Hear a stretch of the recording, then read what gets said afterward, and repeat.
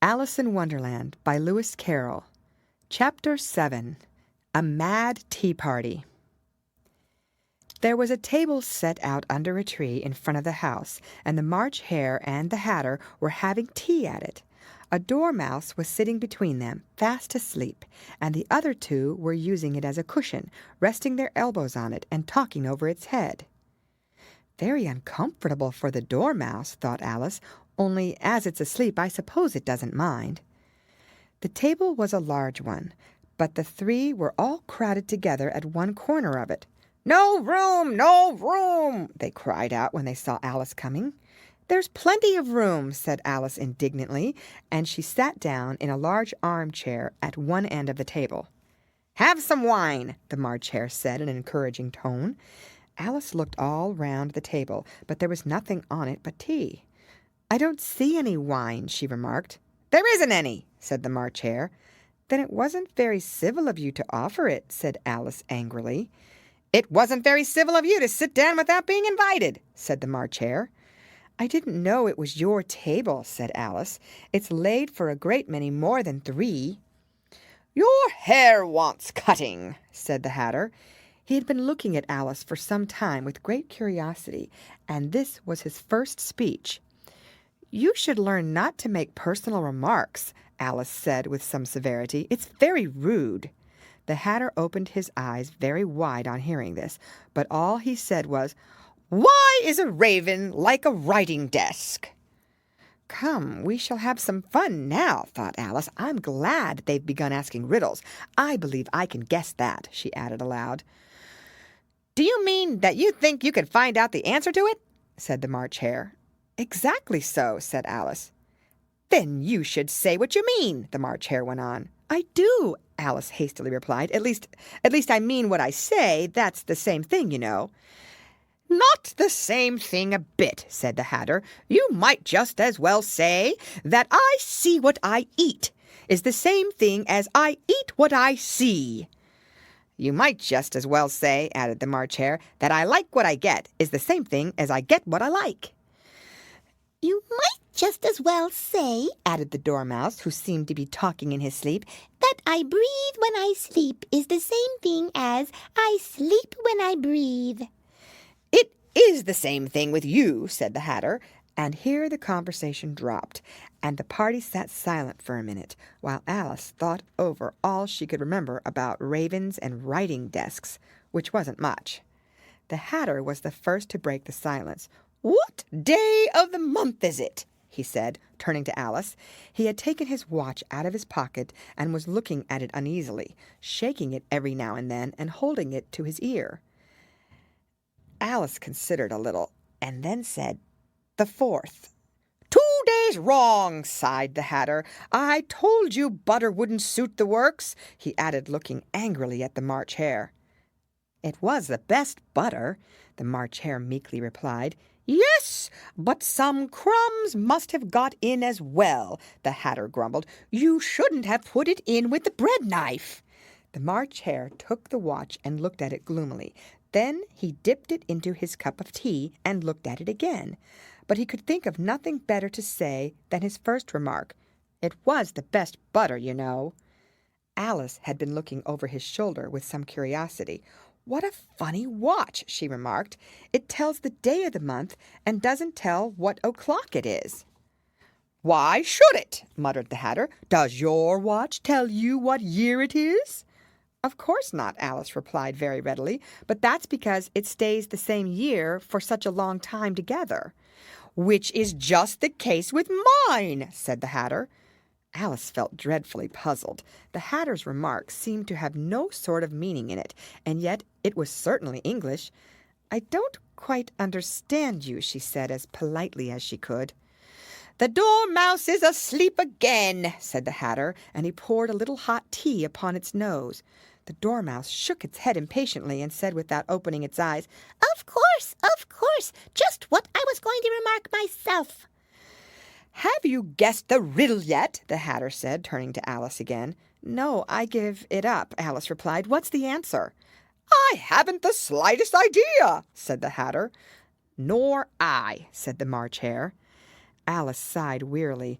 "I think you might do something better with the time," she said, "than waste it in asking riddles that have no answers." "If you knew time as well as I do," said the Hatter, "you wouldn't talk about wasting it. It's him." "I don't know what you mean," said Alice. "Of course you don't," the Hatter said, tossing his head contemptuously.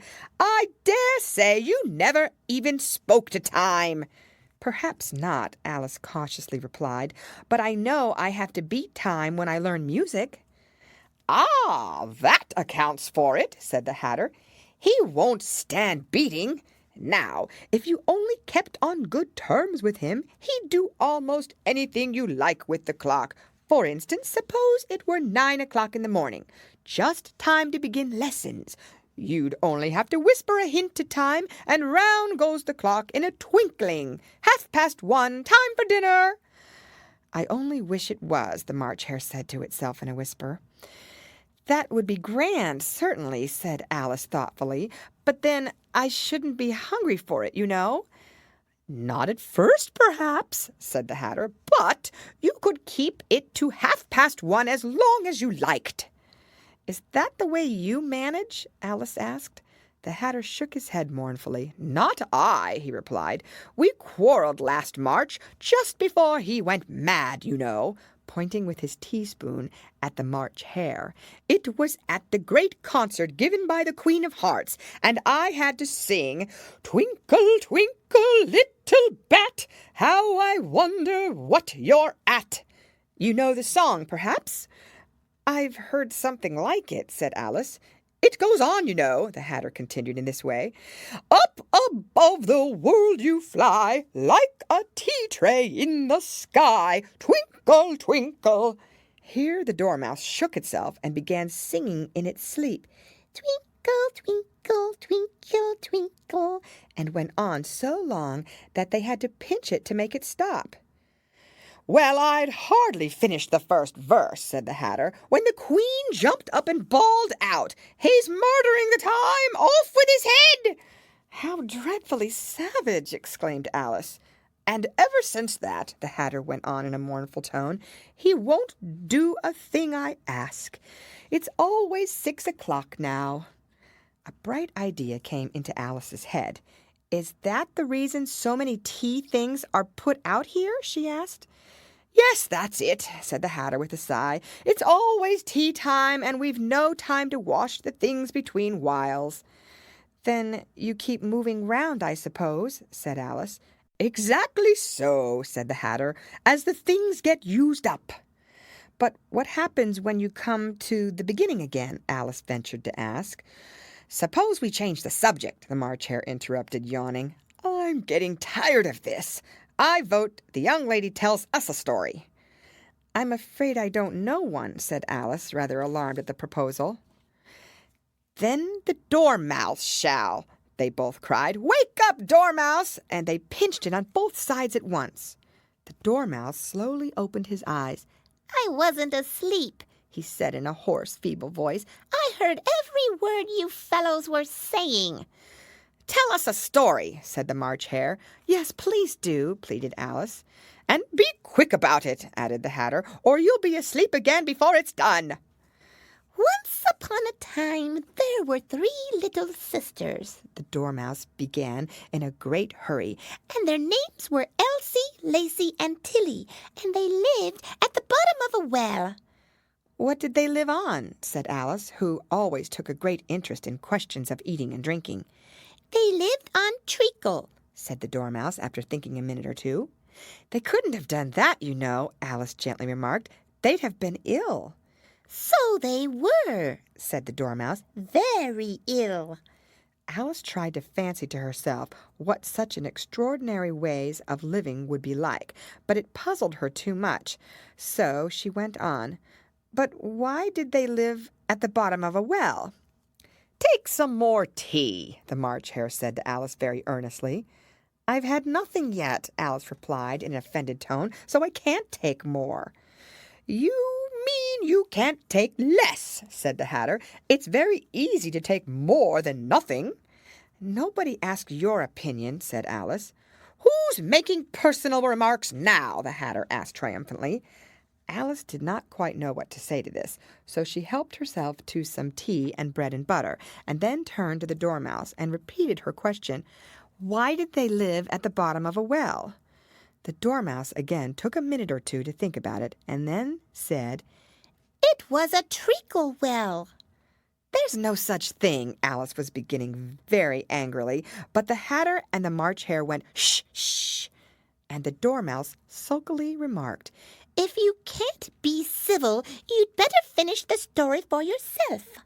"No, please go on," Alice said very humbly. I won't interrupt again. I dare say there may be one." "One indeed," said the Dormouse indignantly. However, he consented to go on. "And so these three little sisters, they were learning to draw, you know." "What did they draw?" said Alice, quite forgetting her promise. "Treacle," said the Dormouse, without considering it all this time. "I want a clean cup," interrupted the Hatter. "Let's all move one place on." He moved on as he spoke, and the Dormouse followed him. The March Hare moved into the Dormouse's place, and Alice, rather unwillingly, took the place of the March Hare. The Hatter was the only one who got any advantage from the change, and Alice was a good deal worse off than before, as the March Hare had just upset the milk jug into his plate. Alice did not wish to offend the Dormouse again, so she began very cautiously. "But I don't understand. Where did they draw the treacle from?" "You can draw water out of a water well," said the Hatter, "so I should think you could draw treacle out of a treacle well. Eh, stupid?" "But they were in the well," Alice said to the Dormouse, not choosing to notice this last remark. "Of course they were," said the Dormouse. "Well in." This answer so confused poor Alice that she let the Dormouse go on for some time without interrupting it. "They were learning to draw," the Dormouse went on, yawning and rubbing its eyes, for it was getting very sleepy. "and they drew all manner of things, everything that begins with an M." "Why with an M?" said Alice. "Why not?" said the March Hare. Alice was silent. The Dormouse had closed its eyes by this time and was going off into a doze, but on being pinched by the Hatter, it woke up again with a little shriek and went on, "That begins with an M, such as mousetraps, and the moon, and memory, and muchness. You know, you say things are much of a muchness. Did you ever see such a thing as a drawing of a muchness?" "Really, now you ask me," said Alice, very much confused. "I don't think—" "Then you shouldn't talk," said the Hatter. This piece of rudeness was more than Alice could bear. She got up in a great disgust and walked off. The Dormouse fell asleep instantly, and neither of the others took the least notice of her going, though she looked back once or twice, half hoping that they would call after her. The last time she saw them, they were trying to put the Dormouse into the teapot. "At any rate, I'll never go there again," said Alice as she picked up her way through the wood. "It's the stupidest tea party I ever was at in all my life." Just as she said this, she noticed that one of the trees had a door leading right into it. "That's very curious," she thought, "but everything's curious today. I think I may as well go in at once." And in she went. Once more she found herself in the long hall, and close to the little glass table. "Now I'll manage better this time," she said to herself, and began by taking the little golden key and unlocking the door that led into the garden. Then she went to work nibbling at the mushroom. She had kept a piece of it in her pocket, till she was about a foot high. Then she walked down the little passage, and then she found herself at last in the beautiful garden among the bright flower beds and the cool fountains. End of chapter. I do hope that you enjoyed the story. I will be back with more stories. Thank you for watching, and have a great day ahead.